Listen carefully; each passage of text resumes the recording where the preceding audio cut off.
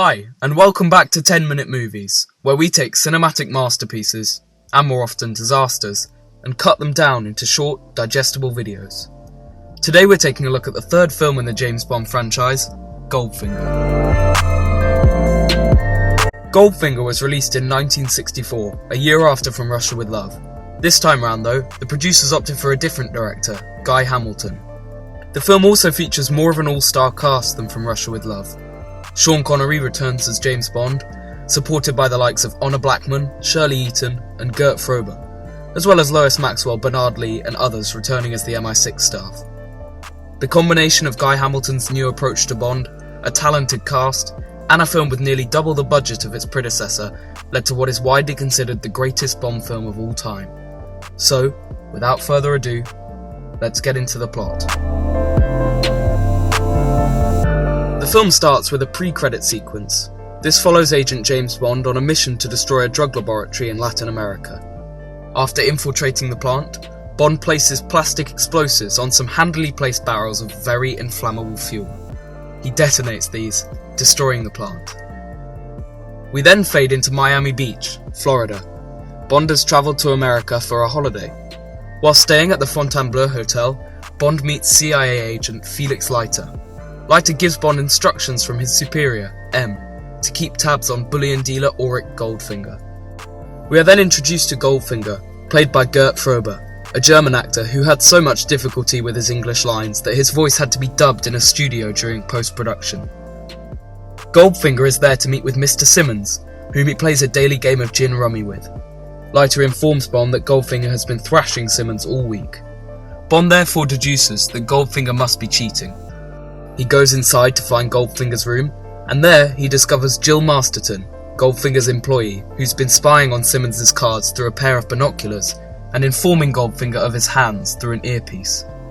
Bond uses the radio to blackmail Goldfinger into losing the game, along with all the money he's won against Simmons during the week. Bond takes Jill to his room.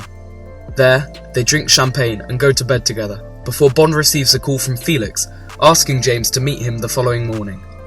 Bond gets out of bed to fetch more champagne, but as he's reaching into the fridge, he's knocked out by an intruder.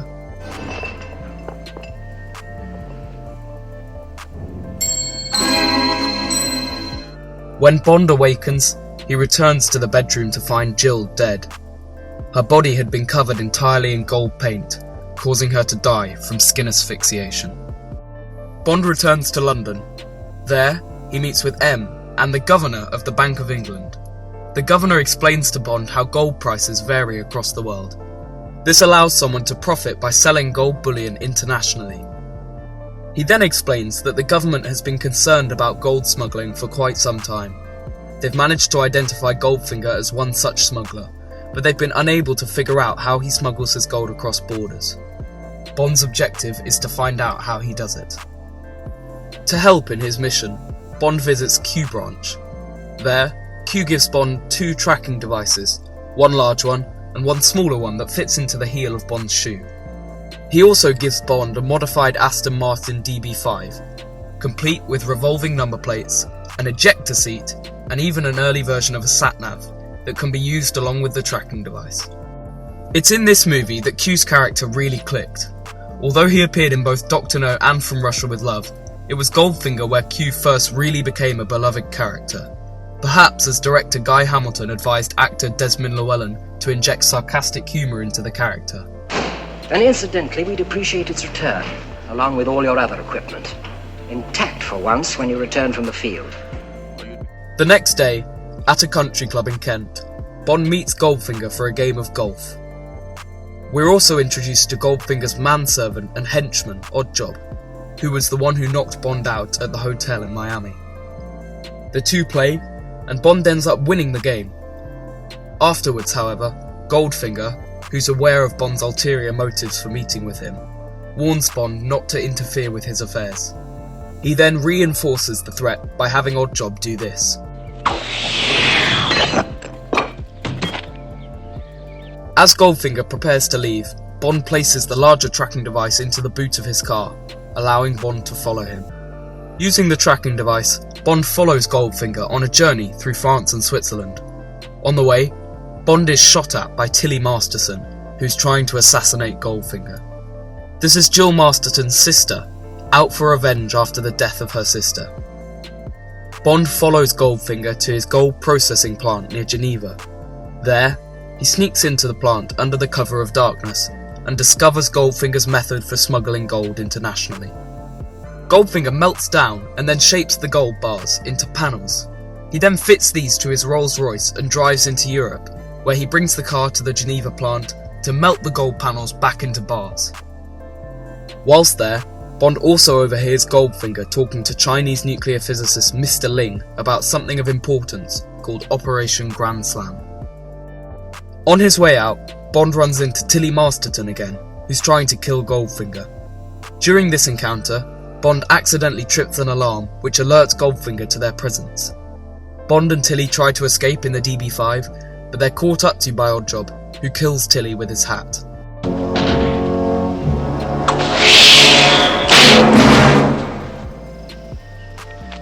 This is actually the first time an Aston Martin features in the Bond franchise, and interestingly, the DB5, dubbed the most famous car in the world, saw a sales increase of 50% following the release of Goldfinger in 1964. Bond is captured and tied to a solid gold table underneath an industrial laser.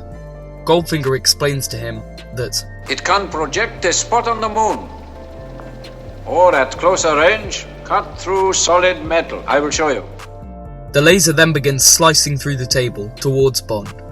In desperation, Bond lies to Goldfinger, telling him that MI6 know all about Operation Grand Slam. As a precaution, Goldfinger spares Bond's life so as to mislead MI6 into believing that Bond is still under control. Bond is taken to Goldfinger's stud farm near Louisville, Kentucky, aboard his private jet. The jet is piloted by Pussy Galore, played by Honor Blackman. As they land, Bond watches Pussy Galore's flying circus doing training. The flying circus is an all-female team of stunt pilots, trained and led by Galore. Although actually, in some of the shots, a few pilots were played by men wearing blonde wigs. They arrive at the stud farm, where Bond is taken to a prison cell. Upon his arrival, Bond is also watched by Felix Leiter, who's tracking him using the shoe tracker.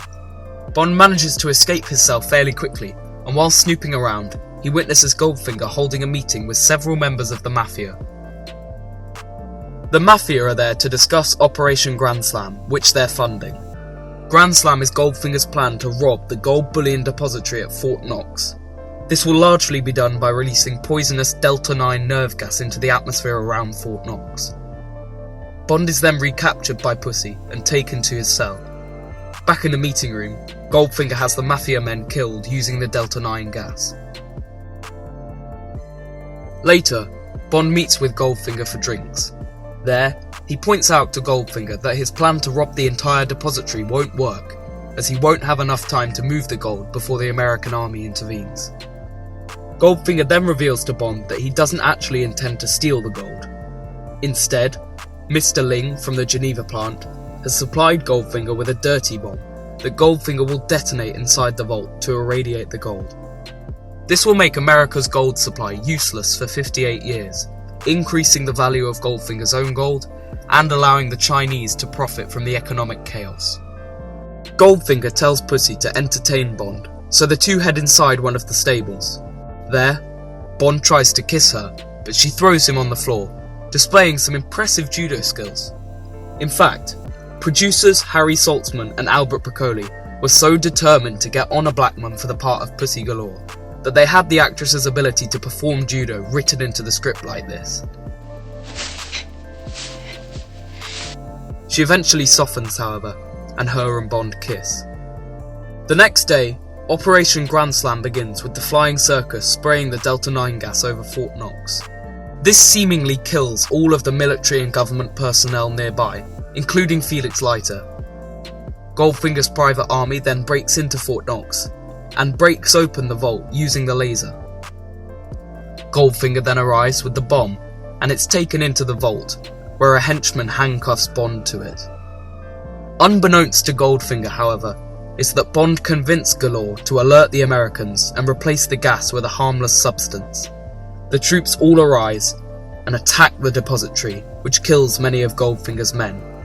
Seeing this, Goldfinger locks and seals the vault, and takes off his coat to reveal a US Army colonel's disguised uniform. Goldfinger then kills Ling and several soldiers before escaping.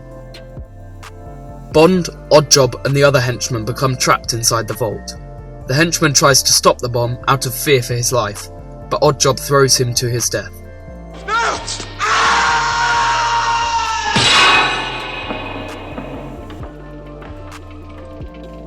Bond then frees himself from the handcuffs, but Oddjob attacks Bond before he can disarm the bomb. The two fight, but eventually Bond manages to electrocute Oddjob using, ironically, his own steel-rimmed hat. Then, Bond manages to force the lock off the bomb using gold bullion bars from the vault. However, Bond is unable to disarm the complex mechanism. Luckily, after killing all of Goldfinger's men, the American troops open the vault and an atomic specialist arrives, who's able to turn off the device. Bond is invited to the White House for lunch with the president for his efforts. He boards the president's jet and is taken on his way to Washington. However, it turns out that Goldfinger has hijacked the plane, and about halfway into the flight he confronts Bond. Interestingly, the scene aboard the plane was actually meant to be a lot longer than what was seen here, and it was actually originally going to involve a henchman, but this was cut from the script. You can though see the henchman briefly as Goldfinger enters the cabin. Goldfinger threatens Bond with a revolver, but Bond attacks him. In a struggle for the gun, a shot is fired, shooting out one of the plane's windows. This causes the cabin to rapidly decompress. The difference in pressure between the cabin and the air outside causes Goldfinger to be sucked out of the cabin through the window, which kills him. The decompressions also cause the jet to plummet uncontrollably towards the ocean. Bond rescues Pussy, who was piloting the plane, and they parachute safely from the aircraft before it crashes. Later, a search helicopter passes over Bond and Galore. Pussy tries to call for help, but Bond tells her, This is no time to be rescued. The screen fades to black as he and Galore kiss, and Bond draws the parachute over them.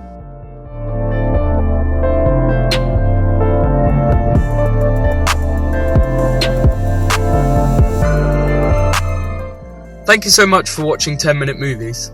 If you've enjoyed this and would like to see more videos like it, then please subscribe, and I'll see you all later.